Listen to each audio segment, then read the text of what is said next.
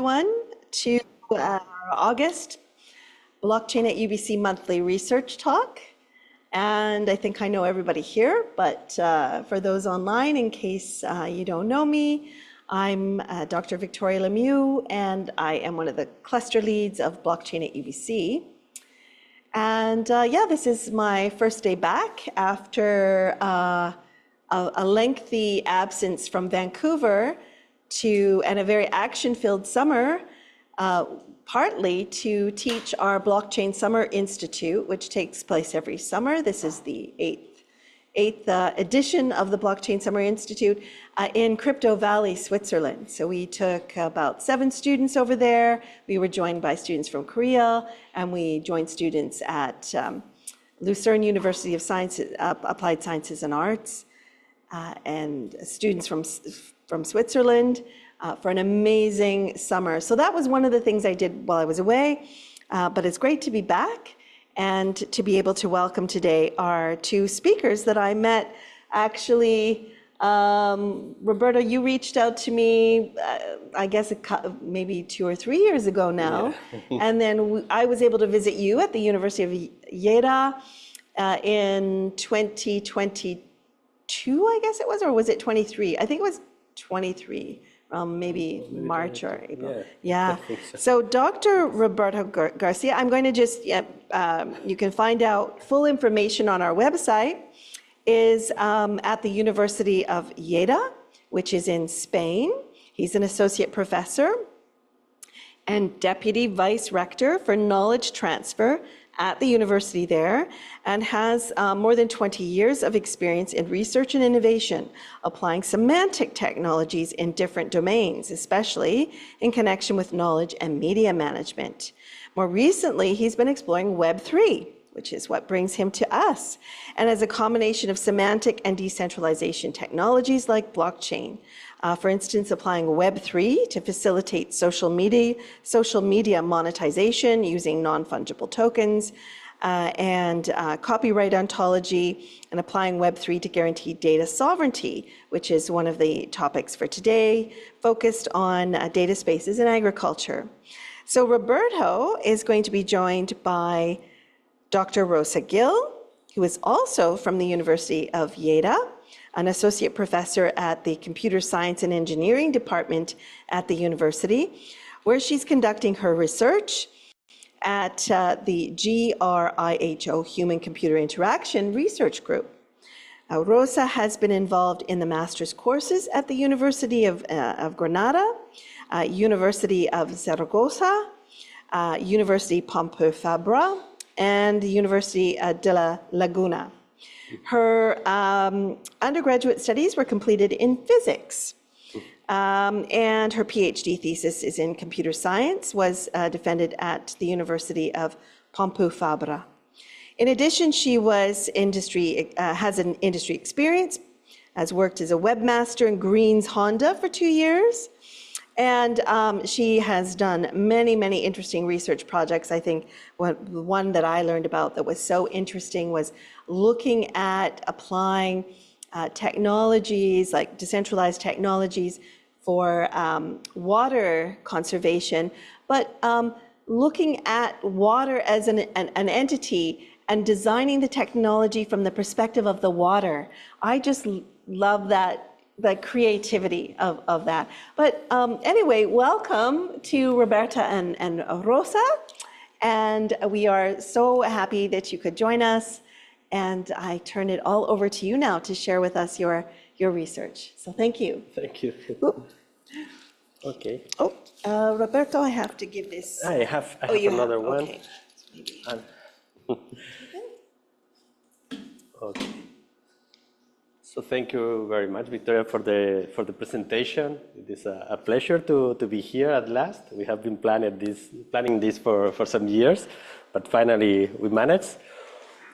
Also, everyone that is attending today here and online, it's a pleasure to have the opportunity to present our work. Also, thanks to Rosa, is not going to participate, but he has prepared many of the first slides. I will try to do my best presenting her part, okay? Because now the idea is to present our work regarding data spaces, okay, and our application, how we apply that to agriculture. That is a topic that is the most important topic in our university because it's in a rural area. So it's where we are applying that, but it's open to application in other domains. So the first thing that we find out when we present data spaces is that at least a lot in Europe is connected with open data, okay?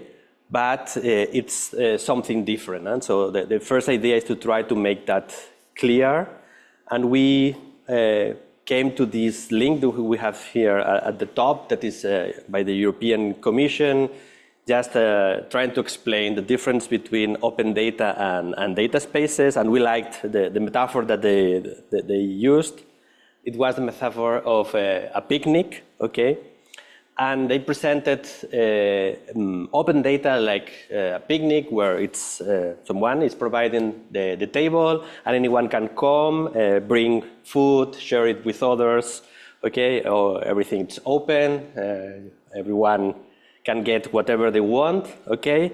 This is the ideal situation, but the reality is that usually what happens is that what people is sharing is the most cheap products, no? And we have been told that this happens a lot in some countries, that when they have these kind of situations, everyone is bringing jelly because it's the cheapest thing. So you end up with a picnic full of different kinds of jelly that everyone has prepared.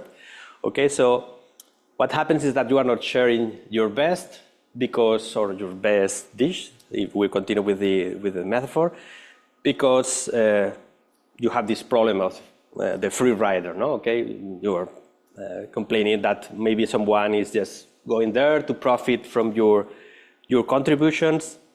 So you end up not having the best things available on the table. And that's a big problem with open data. So what data spaces brings is a different proposal. We have compared to these food trucks. Everyone has their own food truck where they can cook the best dish they have. You even have tables in each of these food trucks, so you don't depend on someone providing the main infrastructure. That is what happens, for instance, in open data. You need a portal to share the data. You can even bring your own table. And here you can also decide, depending on who is coming, what you are sharing based on what they want to share back or what they want to pay. You can even be willing to earn some money from your best dishes. So the idea is that you can combine both approaches and that you can get people to share their best dishes also, not just jelly, right? Because they can have confidence that they are getting some value back from their effort. Okay, so just to present and with first slides, this big difference between what is a data space and what is open data. The idea is that you can choose what you share, with whom, and you can even put conditions and you can earn money back from what you are sharing. So if we go back to the theory behind, more academic now, this is an old idea, the idea of data space. There's even a 2005 paper about that topic already. They introduced in that paper the concept of data space. It has been used many times after that. But basically the idea is that you shift from central databases to storing data at the source. That is more decentralized approach, an open infrastructure, and also that you try to provide a sovereign data exchange where you are aware of the data you are sharing, you can control with whom. So this idea of the food trucks, you can choose if you share or not. You can put the conditions, and there is not a central store. There is not a big table where everyone has to come, but you can just go to visit that participant you want the data or you want the food truck. You can go visit them and get that food. And based on the conditions, negotiate and see if you can eat or not. This idea of data spaces was, let's say, almost lost for many years, but it got a lot of traction in the recent years. at the international level, it actually started, many of the first approaches were in Europe, based on the new data strategy at the European level, but it's something that has expanded to other countries, and there are already international institutions that are trying to guide these efforts, putting the requirements, the specifications, also projects that are already trying to implement and bring different solutions that existed already to the table, and also all based on standards, because at the end what we want is to interoperate, exchange data between parties that maybe they haven't met yet. And this is crystallizing a lot in Europe, basically through this EU data strategy. They want to distinguish how we deal with data and how we exploit data in this current situation with artificial intelligence and all this accumulation of data and power that this brings. And the idea is to explore this concept of data spaces through initiatives that bring them to different ecosystems, different sectors at the European level. We're working specifically in agriculture. We have been participating in one project, this agri-data space, that was a preparatory action that finished at the beginning of this year. Right now, there's also another call that finished. In fact, it has already been decided. We were in one of the consortiums that applied, and in principle, is still under negotiation, but we got it awarded, and the idea is to start in 2025, started implementing these ideas, okay, bringing this to reality. This idea of a data space that facilitates digitalization also in the agriculture sector, that sometimes is not regarded as a very strong sector in this kind of technologies, but it's changing a lot and very fast, and it's big impact, especially if you want also agriculture that is sustainable. You need a lot of contributions from technology in order to do that. But we also have a domain where there's a lot of reluctance to share data. Actors are small farms, many of them without a lot of technology, and also they are very sensible to sharing their data. There's a strong sense of ownership in that regard. So they are reluctant, but you'll see they end up sharing the data because it comes with the products that they use, but they have this feeling that something is happening, that they are not benefiting the much that they can do from the data. And this is because what we want is comfortable for them to share. They are not sharing open data, they are sharing personal, sensible data. We make them to make it easier, that they can trust when they are sharing, that they remain in control, that they have sovereignty over that data, they can decide what it is used for. And also this helps fighting these power imbalances that I mentioned, because usually what is happening is that a lot of this data is accumulated by the technology providers that are providing machinery and so on. They are basically accepting the conditions, and these actors are accumulating the data. This is also it's something that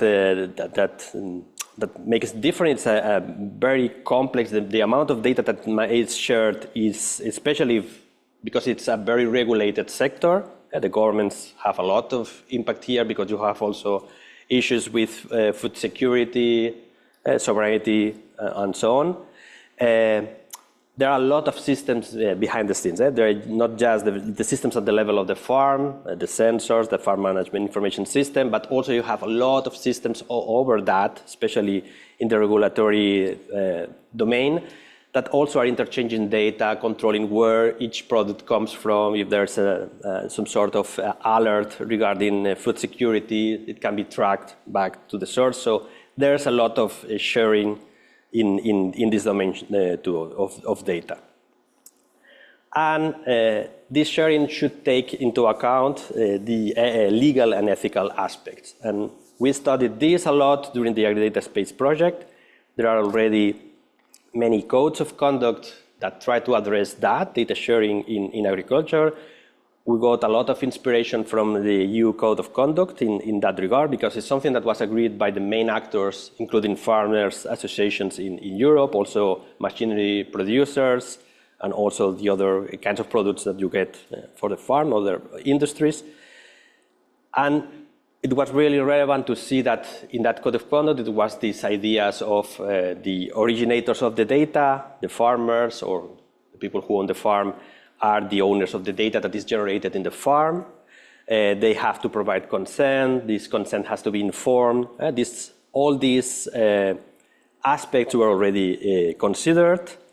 And also they are quite aligned, and it's something also we had to address a lot about, with the legal developments in Europe about the Data Act, that is basically also aligned with that. And here it's very relevant that the Data Act gives any user of a connected product the right to access the data that that product is collecting by the use. If it's a watch, the idea is that you can access the data that your watch is collecting about you, but it also applies to agricultural machinery. So this is quite aligned also with the Code of Conduct. And we also have seen and been exploring also that you are also working here at UBC and in Canada in these topics. A very interesting article about Canada also needs this ethical data governance in agriculture, and also projects that are being done here at the UBC that are also addressing these challenges, that we need to take into account the ethical aspects also of data sharing if we want to convince the ones that are producing the data to participate on this ecosystem. Also in the Agri-Data Space project, we analyzed from the ethical perspective data sharing in agriculture. We use a technique that is called value-sensitive design to try to, from the beginning, when we are designing these data spaces, take into account how they impact the values, the human values of each of the actors, the stakeholders that are participating, which ones have a positive impact, negative impact, and also how things change when we put data sovereignty into these systems. Okay? That is that value that we want to add. That is basically translated into control, that they can control. So you can see here that many of the values that are impacted positively are highlighting this value of control. And these design guidelines or principles from the legal and ethical perspective are available in one of the deliverables of the Agri-Data Space project. Also relevant here is this study. It was in Australian farmers that basically says that they don't know much about the conditions under which they are sharing the data by the fact of using one product. For instance, a tractor in the field is collecting data, and this comes with conditions that you have to accept when you purchase that machinery. So they are not aware of actually under which conditions they are sharing the data, but they are suspicious that someone is benefiting from that data, quite suspicious about that, but at the same time, they are suspicious that not just that party, but other parties, so these who are collecting the data are also sharing with others, selling the data, and this is happening, okay? So this basically is a bad circle, because you don't know, you know that something wrong is happening, but at the end you are not doing anything. But this is also due to the barrier that usually these terms and conditions are very long, very complicated. So we need also to make it easy for them to get to know what is the data going to be used for, and also if new uses emerge, they need to be consented by the who are originating the data. So we need to put that kinds of features into the system for sure to solve these problems. And this is also an analysis of how data sovereignty might impact the values, like just highlighting some of them for the different kind of stakeholders. So which ones in the middle are values captured, so new values that by adding sovereignty we can add to these data sharing ecosystems. For instance, for farmers and farmers associations, we can highlight from the interviews we carried out that control is a very important value to capture. One negative impact might be privacy. This is something that we also need to bear in mind, because even if we put technologies that help keeping that privacy, just by the accumulation of data, you at the end can identify someone. So the more data you share, the risk gets higher. So this is a negative outcome, so we also need to do things in order to minimize that. So for instance, using these privacy-enhancing technologies, also taking into account that might happen, because the more we share, it's a negative impact that we can have. And also we highlighted the new opportunities that data sovereignty can bring, and from the point of view of values. For instance, for farmers, it's informed consent. So this might help the previous problem that you don't know what your data is being used for, if it's used shared with others. All these should be informed, and you need to consent. So we did more or less the same for the other stakeholders. I will not get into details on this, but this is also something that we have in that deliverable. And now I will come to the more practical stuff, how we try to make that a reality. In Agri-Data Space project, we laid this design, but for us, we needed also to try that, to try to experiment, to put that into practice and see what might work or not. Okay, so start also playing with that. So we explored different things. For instance, the first one was how we can motivate data sharing. The first one was we need incentives to do that. And one of them was, one that we identified also because we had been working previously also in blockchain projects, is the tokenization or monetization of the data, how we can improve that. That was like a requirement that we put into the table. And the other was that we need a trustful environment, that you can be confident that when you share the data, you are not losing the control, okay? And to illustrate this, the example that we usually put, because we also worked for many years in this topic, is that of the copyright and digital rights management. Because the problem with digital data, digital music, is that it's so easy to copy, to distribute, that once you download, for instance, the music, you can copy, share it, and you lose completely control. This was like a big crisis in the music industry, for instance. They tried or explored technologies like digital rights management, that was to put barriers so you just can get that piece of music, but in a package that you just can consume in a certain kind of device or certain application, so it's not that easy to share. But this didn't work quite well because it also brings down other rights and it doesn't work that well. That's why you can reverse engineer things and things like that. Finally, they got this solution that is working quite well right now, that is, okay, let's make that the streams.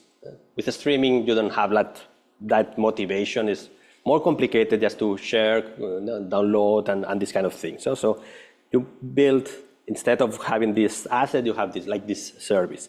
So the idea also what we wanted to explore is, can we do also something similar with data? So you can share it, but you don't lose the control like we mentioned with music.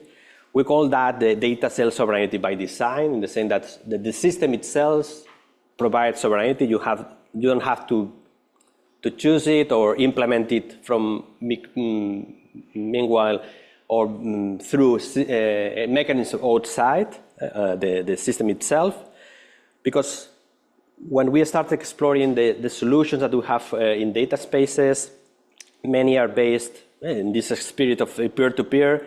They are based on peer-to-peer connectors or API intermediaries. But at the end, what you are doing is to copy the data from one party to the other, okay? So it's not like food, the example at the beginning, that you just consume. It's something physical. But if you share this asset that can be copied and you bring it to your table, then you can make copies and share it with others. And the original one doesn't have control anymore about that. So this doesn't work quite well, this approach that is currently used or the most used in data spaces, because it's really difficult to enforce the policies. They plan something similar to digital rights management. that when you download the data, there is a policy, you accept the policy, and the policy has a conditions on when you can use it and so on. But you don't have a way of forcing that once you have copied the data to the other side, they cannot make copies.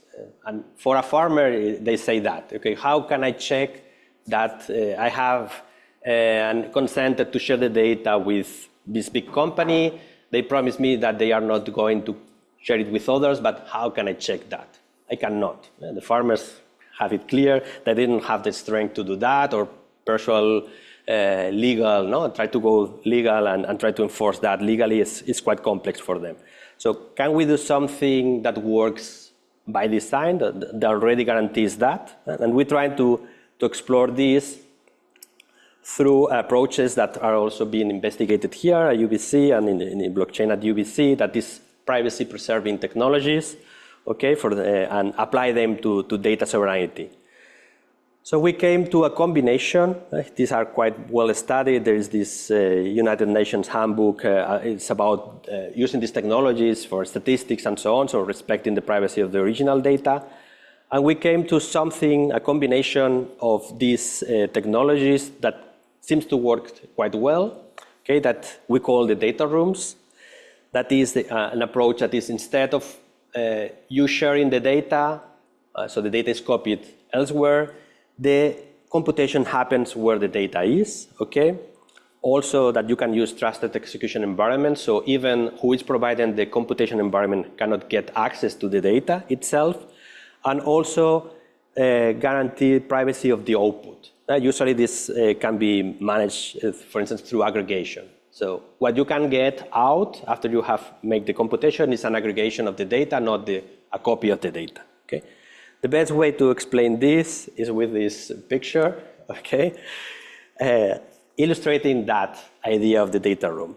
And the concept of the data room is not something that we have invented. In fact, it's something that, for instance, has been used for many years in finance, okay?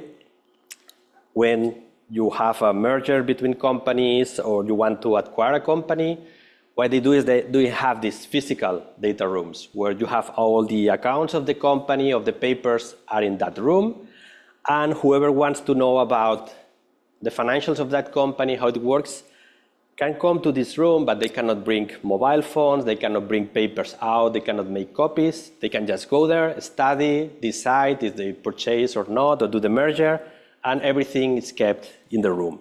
So the idea is to do something similar with virtual data, so having a virtual data room. So the data never leaves the room. Okay, your data, imagine here is the data of a farmer, is in that room, and if you want to compute aggregate of the use of pesticides and the production and things like that for that farmer or many farmers, you have to go to that room and make the computations, the numbers there. So you cannot bring out full or partial copies of the data. They remain in the room. You just can bring out aggregated data, or you can also use this for training artificial intelligence models. And what you can bring out is the trained model, but not the original data. Okay, so you control who enters, what they do, and what they bring out. And if they try to bring out something that is not allowed, you can barrier that. So the idea is to use this approach to guarantee sovereignty by design, because it's part of the system itself. And this is something that the approach that we have found that is already implemented is called compute to data. And this is part, for instance, for an existing blockchain project that is called the Ocean Protocol, that basically provides this functionality with this same idea, okay? That you bring the computation where the data is, you make the computations, and you just get out the results. They aggregated the artificial intelligence model, but not the original data. So you don't lose control of the original data, no one can copy it. And if anyone later wants to train the model again, they have to come again through you because they don't have the original data. Okay? So that's where you put control back on the hands of who is providing the data. This is a picture just to illustrate how this ecosystem works. This is based on this Ocean Protocol approach. As you can see, there is at the bottom a layer that is based on blockchain, where we have federators are the nodes that are running this blockchain. We have this login service that is basically the blockchain itself. Every transaction that you do is recorded on this blockchain. On top of this, you have smart contracts for each data set or asset that you are sharing. You also have currencies that are used to pay for these transactions, so you can monetize. In this case, we are using the Euro E, that is a stable coin that is being promoted in Europe.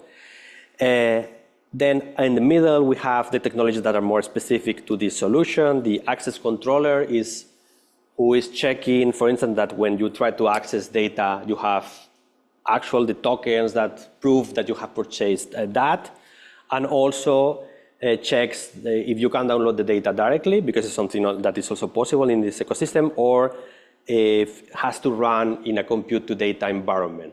Okay? If that is the condition that was put by the person that shared the data, then it is all done in one of these data rooms, in this compute to data environment, where you bring the data, you bring the algorithm, and also you can monetize these aspects, as we will see. This access controller is, in fact, one of these connectors that are being standardized by the data spaces initiatives. So this is in this report. And also at the end, at the top, we have the portal that we use to explore this ecosystem. And here we also have an identity wallet. The idea is to identify all the partners.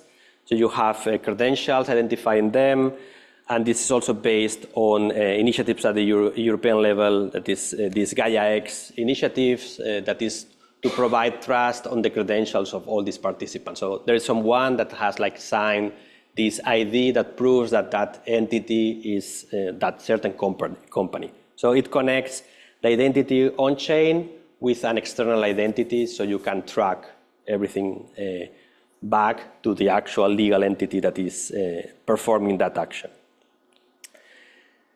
As I mentioned, this ecosystem also allows us to monetize all the different actors and their contributions. So the idea is that you can help attain sustainable business models. So you pay for the data, you can put a price on the data, you can put a price on the algorithm. There are also community fees to run the ecosystem to make it sustainable. And also you pay for the computation. These data rooms can be run by any actor. It can be one that is specialized on computation, and they get also compensated by the fact that someone is using their infrastructure and running the algorithms on that infrastructure. So that's also an interesting mechanism that we are trying to use in our proof of concept. So the idea is that we are using this, it's called the Pontus-X ecosystem, that is standardized or follows the standards of the Gaia-X initiative. That is one of the initiatives of an international level of data spaces. There are many initiatives. This Pontus-X ecosystem is based on Web3 stack. The others usually don't. So it is discussed that at least to interconnect different data spaces, one option would be to use blockchain. But in this case, this Pontus-X ecosystem uses blockchain for many other things too. Okay? So to provide data sovereignty by design, tokenization, so we are using compute to data, we are using these trusted execution environments, so we can also guarantee to some extent, nothing can be guaranteed completely, but that who is providing the computation environment is not getting access to the data that is run inside, the use of blockchain, and self-sovereign identity also for ownership and transparency. So I will try to fasten a little the presentation. Now we come to the proof of concept. We have developed actually a data space based on this ecosystem. It is connected with other data spaces that are also running on top of this ecosystem. It's available online. We can also do a demo later if you want. And we are applying that to a specific context. In this case, is in a project that is called AI for Pork. Okay, it's in the pork sector that is very strong also where we live. One of the regions in Europe or maybe even in the world, that is producing more porks per capita, let's say. Okay, so here we have an experimental farm that is connected with the university too, who they are sharing data that is generated on the farm about precision feeding machines that control how much each pork is eating, the weight each time they go to eat. And also they have cameras, and they also have sensors about the environment inside the farm. So the idea, it was also a good experience in the sense that they didn't want to share their data because they know, or it has happened to them, they are researchers, that many times other researchers have used their data without mentioning them.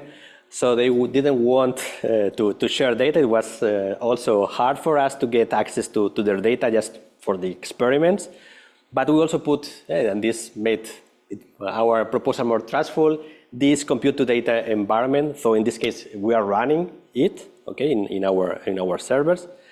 So actually, if you want to access the data, you have to go to this compute to data approach to get access. So this is the way we can guarantee that their data is not risking going out of their control. For instance, the images that I capture in one of the pens in the farm, we have developed an algorithm that basically is capable of tracking individual porks, how they move.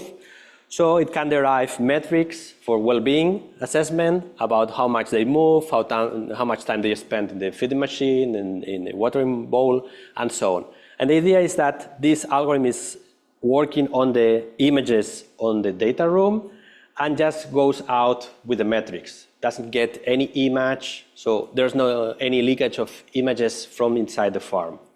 Okay, so that's one application, and also you can monetize all these different. So you can have different providers of algorithms that have different prices, different features.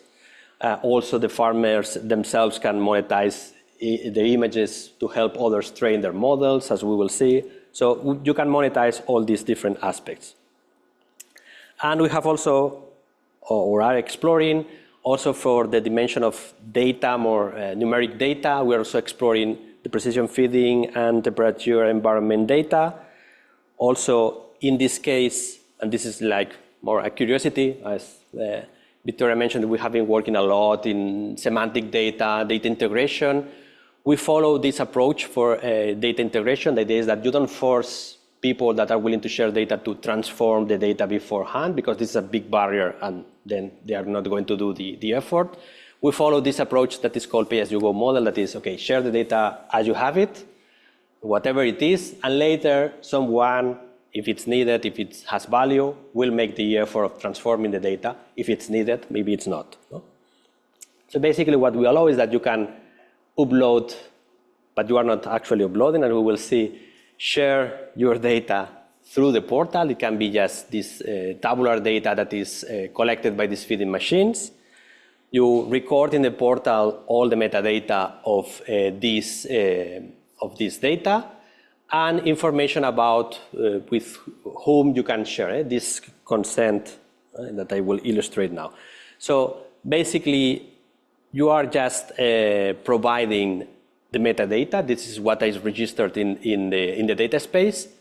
And it is later, if you have purchased the data and you have the right, you have the consent to use the data is copied to the data room. But the rest of the time, it stays with the originator of the data. Okay?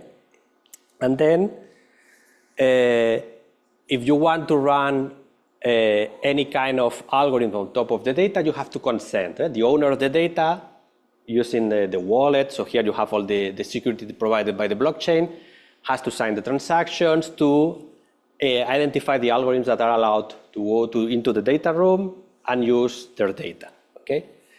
One example here, and it's also motivated a lot, this algorithm, is this algorithm to do exploratory data analysis, because, okay, you cannot download the data, so you cannot see if it's actually valuable for you, the shape of the data. Okay? You also need to trust the one that is providing the data. So with this exploratory data analysis algorithm, the idea is that you can put the data in the data room. This algorithm can go into the data room and make a report of the shape of the data, the variables, the distributions. So you don't get a copy of the data, but you get information about the quality of the data.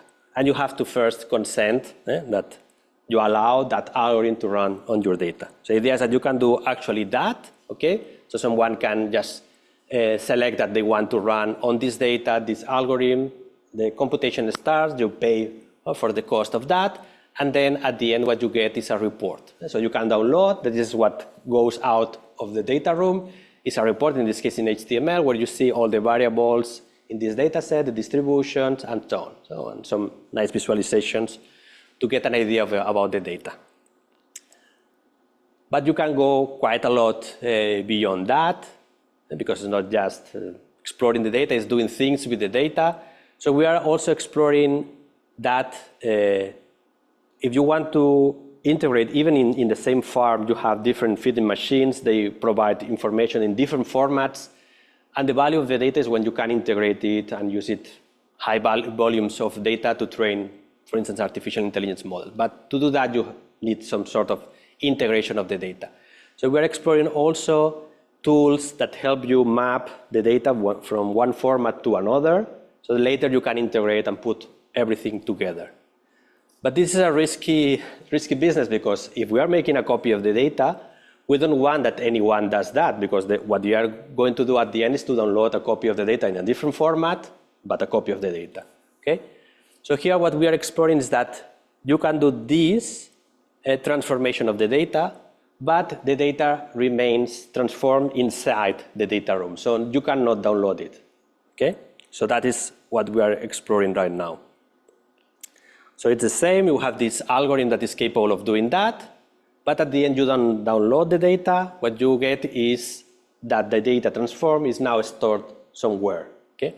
And we're also exploring this because it's an interesting opportunity, and it's especially interesting in the agriculture sector, because in that pool of data, you can mix the data from different farms, different farmers, different sectors even, and it's a big opportunity for something that is called data cooperative. So this is a common approach in Spain. We have a lot of agriculture cooperatives, so the farmers for different sector regions all come together to produce, to sell their products together. It's also an opportunity for them to also build this data cooperative. So they put their data together in a more integrated way, and it has a much higher value than if they try to sell it individually. Okay, so we are exploring that. Here you just have an example of what it looks, this kind of semantic integration that we are using. Basically what we do is to use a common model of measurements, because usually all the data, mostly data in agriculture, is based on measurements of different kinds. So we use a common model of measurements where you can put all this data into the same data structure. So you can later exploit it all together. Here we're mixing information from the feeding machines, also the weight, the daily weight. It's also another measurement that is derived from the previous one. We can also add here the temperature measurements that will be connected with each pork based on the pen they are located and the part of the building. So the idea is that you build this big graph of information where you integrate everything. And then you can later use this pool of data to sell it, for instance, so others can, for instance, train their artificial intelligence models, for instance, one fattening model based on data from different farmers, so they can get revenue from that. But also later, maybe, the same situation can happen the reverse. So someone that has a really good fattening model can sell it through the data space. So a farmer can use that over their data to make predictions and get a report about how it's doing, but also without losing control on the data, because the data is put into the data room and then they get it back, okay? And they just pay for the fattening model, and the same happens. No one is getting a copy of the fattening model, because once it stops, everything in the data in the data room is destroyed, and you can just get the results, okay? And you can also monetize all these aspects. Okay, so just finishing the last slides, just to connect it all together. We are also using here verifiable credentials, so you can identify, you have a description of the service that is signed with a verifiable credential that identifies the provider, so you can track all these back to the original source, to a trust framework. You can verify all these credentials also through an API, that is this GaiaX compliance service. And also you can track everything, every sale and so on through the blockchain, because you also have the log of all the transactions in the blockchain. Finally, some ideas about future work that we are looking now to explore is to use this data spaces idea also in projects that we are currently involved. Very relevant one is this agri-food TEF, because it's about testing and experimenting facilities that are provided at the EU level to any company, especially small and medium enterprises that are developing solutions, applying artificial intelligence and robotics to agriculture. The idea is that if they want to test, so to help them bring the solution to the market, this infrastructure will help them validate if it's working or not. There are different partners at the EU level.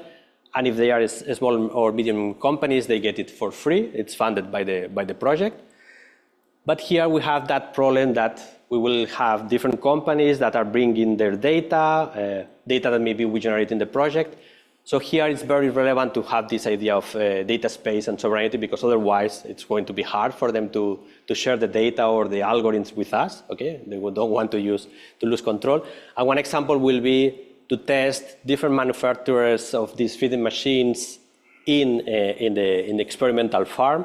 The idea is that with this data space approach, we can even train models for them, also on the data of the other manufacturers, but without they getting access to the other manufacturers' data. And at the end, they are not losing control, they are not losing any important information, secrets about how their machine works, because the others are not getting access to the raw data, but they are all benefiting of a model that is trained on more data, more situations, more information. So it's something that we want to explore also in the project.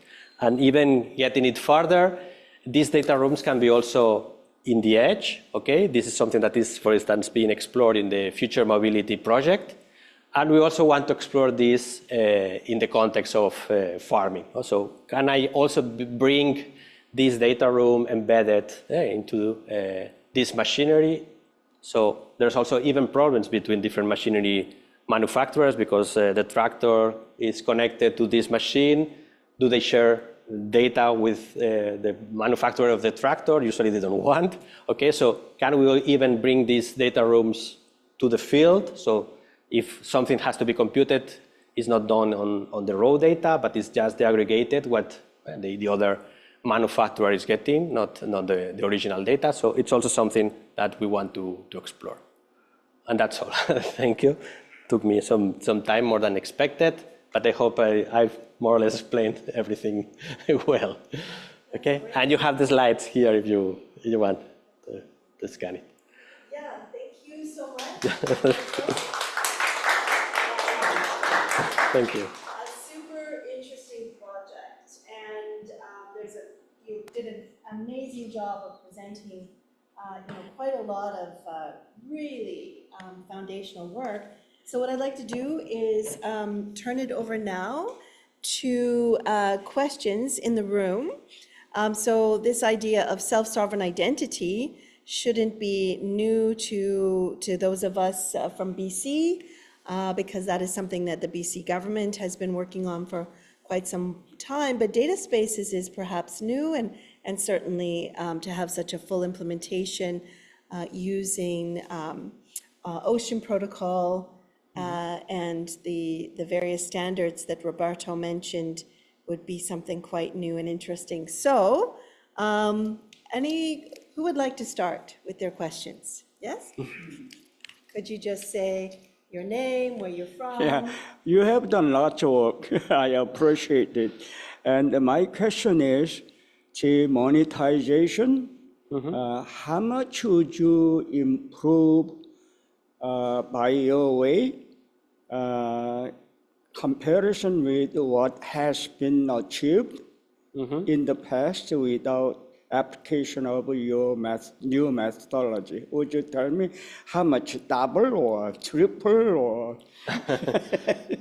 That's my question. It's difficult to get a multiplier because usually what has been achieved previously is zero because usually people were sharing open data and based on voluntary approach. So it was difficult, or at least in the agriculture sector, it was difficult for any actor to monetize beyond the ones that were concentrating, collecting all the data. These ones are already monetizing, but behind the scenes. So for the farmers, it can be many, many times because compared to now, it's zero what they get from their data. Why I was tossing out that particular question to you is that currently we are short of money globally, and therefore possibility of the recession and anything else may come along. So we needed to really improve our financial productivity of all industry, including agri-food, in any field, in any humanity industrial operations. That's why I think we needed to at least double up, because we have only globally 100 to 150 trillion dollars, and yet it's not big enough. So lots of people want to grab part of it. That's why it's so much intense. Yeah. But the problem is that there are barriers now that, yeah.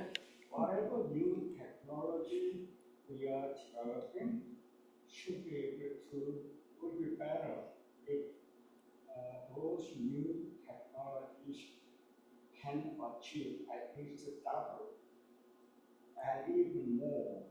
Actually, double to triple. That's what we need to make the whole world financially comfortable, so that there won't be any more things like that. Yeah, well, I guess if you're starting with nothing, some level of monetization is better than nothing for starters. At least for some of the stakeholders. Yeah. But it's true that the biggest problem is that most of the data currently is not being shared. So this is lost value because the reluctances that the actors have because they are losing control. So yeah, I think maybe more than triple can be one way to say that. Yes. Yeah. Other questions? Yes. Hi, Lynn Brooks. More a comment than a question. The concept of data self-sovereignty by design sort of expanded my view of things, and it ties in with identity, both of which are huge problems, you know? And I think without designing these outcome-based concepts into processes, nothing is going to work properly. Yeah, the idea or the proposal of the term comes from privacy by design also, and mixed with self-sovereign identity. So it's quite connected with these ideas too, yes. And the image of the pigs running around at the feeding trough, could they identify which one was eating how much? Yeah. That was the point. That was the point, yeah. I see. Yeah, usually it's not a problem with pigs, the privacy. Consumption, you know. Yeah, but the idea here is that these images, the identification doesn't go out of the room. So if it was people, you can get out of the room just the average of how much people moved in that room, but not the identifiers of the individual people, or in this case, the pigs in the room. The idea is that you don't get the images. In this case, is the image the biggest problem. The identifier of the pig is not a problem because it's not personal data, it's not a person, But if it was people, you can also mix that with privacy enhancing technologies or just aggregate so you don't get individuals identified. It's a deep dive, but very interesting. Thanks. Okay, thank you. Oh, just going to pass it back to you. Oh, okay. Yeah. Other questions? Hello, my name is Ibrahim. I'm interested to know about the scalability challenges in implementing data spaces. So if the data is actually managed at the source, so how scalable this is and how the scalability challenge can be resolved over here. Mm-hmm.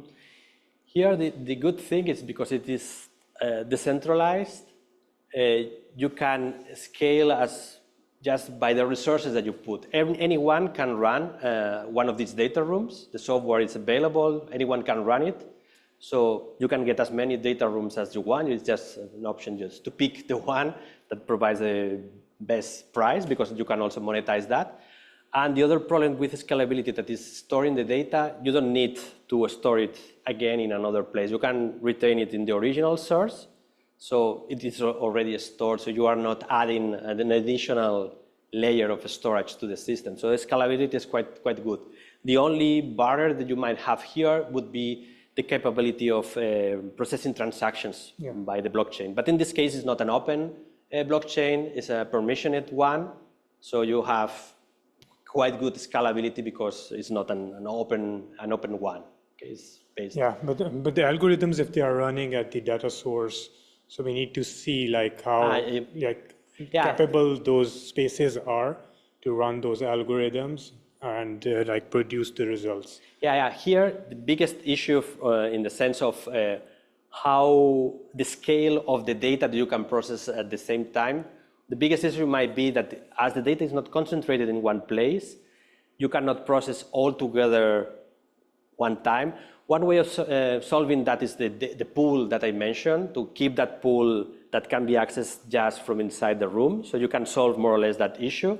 But in any case, another option will be to do federated learning. So you can just, but you cannot do everything that can do with traditional learning with federated learning. It's also a limitation. Yeah. The idea is that you can combine. In any case, maybe you are not getting as productive as if the data is concentrated in one place. That is the situation right now because it's economically it's the easiest way. But on the other hand, you are getting another value that maybe is not there. That is, there's not a concentration of the data in the hands of just some. A lost value because there are many that are not willing to share the data because it's ending up in that space. So maybe you lose some potential, but you gain some opportunities on the other hand. It's not perfect, but it's a combination maybe of all these approaches. Yeah, thank you. And another question you mentioned about privacy enhancing technologies. They're like different technologies. So were you able to compare them and see which one is, because each one of them has their own challenges and like limitations. So which one was most applicable to the agriculture use case? For instance, you mentioned about TEs. So like TEs has like limitation in computing some complex algorithm because the space TE is implemented is very small, so you cannot like implement complex algorithms over it. So were you able to like compare them and see which one is suitable for agriculture use case? Yeah, at the end it's a combination of them. It depends on the use case. Okay.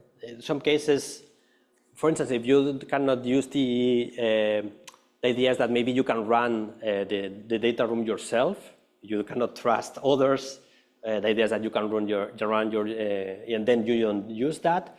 And in other cases, maybe the results that you get out of the room contain certain personal data. Imagine that this identification of the pigs is persons instead of pigs and how much they have moved. So you have to go through some sort of algorithms that encrypt that or make some sort of transformation. It will depend on the use case, the level of, and in any case, something that we envision, it's also implemented also in Ocean Protocol. You can also define an algorithm that is to be run before you get the results out of the compute to data room, and from the data room. You can also put their algorithms to check if there is personal data in the output, or if it's a copy or something that is too complex to be just an aggregation, you will need many different approaches combined. And Okay, you verify the algorithm before implementing it, whether like it produces and depending on the situation, you will need different approaches. Because the critical point here are two. One is the algorithm, maybe it's a malicious one. So maybe you will also need some sort of certification of these algorithms so you can trust. In any case, they will be connected to a legal entity, so you can, in case of something bad happens, and also what goes out of the data room. So there you will need also a lot of inspection of what is actually going out. Because maybe you don't trust the algorithm 100%, so you want to check what they are getting out. In federated learning also, it's the same issue, you know. The algorithm itself can learn lots of like personal parameters. So we need to check the algorithm itself before. The model can also pack, So, Thank you so much for answering my questions. Thank you for those great questions. Any other questions before we close the formal part of our program, because we are at the top of the hour? So since we are at the top of the hour, we'll just close the Zoom link and the formal part of our program. But you're welcome to stay for a few minutes more to have some more pizza. There's some Timbits, some more coffee, and just to chit chat with each other. So for those online, thank you very much for joining, and please stay tuned. Follow our newsletter, so that you can find out when our next blockchain at UBC talk will be.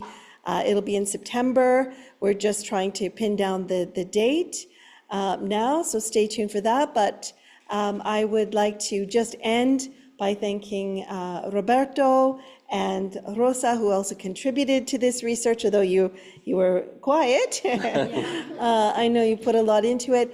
Thank you very much for being here with us today to present this really fascinating and very relevant research. So thank you again.